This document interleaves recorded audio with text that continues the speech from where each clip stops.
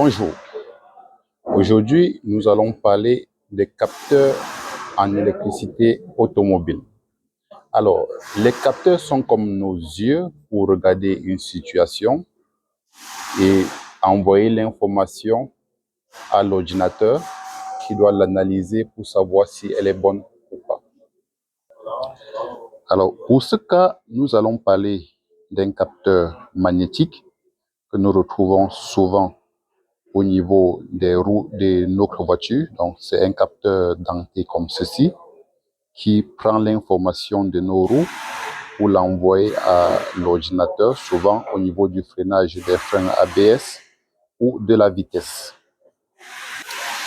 Lorsque nous utilisons le scanner dans notre véhicule, le plus souvent, le scanner n'est pas capable de nous dire exactement ce qui se passe avec notre capteur.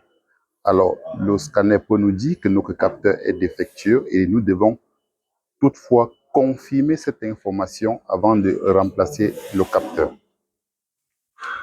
Alors, avant de remplacer un capteur, nous devons toujours prendre la peine de vérifier la fréquence de notre capteur à l'aide d'un oscilloscope.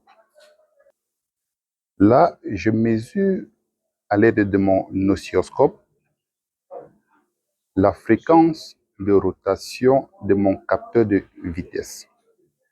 Je me rends compte que lorsque j'augmente la vitesse, la tension qu'émet mon capteur augmente, ce qui est un bon signe.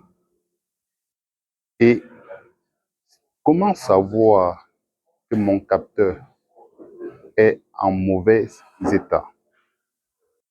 Donc, pour savoir que mon capteur est en mauvais état, je dois simuler une panne pour que vous voyez la différence entre un signal normal et un signal défectueux.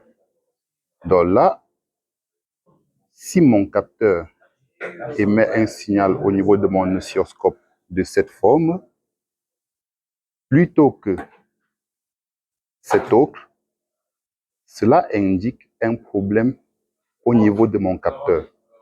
Malheureusement, l'ordinateur de bord n'interprète pas souvent le mauvais signal émis par le capteur comme étant un signal défectueux. Donc le signal que l'ordinateur reçoit souvent, c'est soit 0 ou 1. Alors, nous devons le plus souvent, avant de remplacer un capteur dans notre véhicule, utiliser un oscilloscope pour s'assurer qu'effectivement, le signal émis par le capteur n'est pas normal. Alors, en tant qu'électricien automobile, vous devez utiliser l'oscilloscope pour évaluer le signal émis par votre capteur avant de confirmer que le problème vient de votre capteur. Ciao, à la prochaine.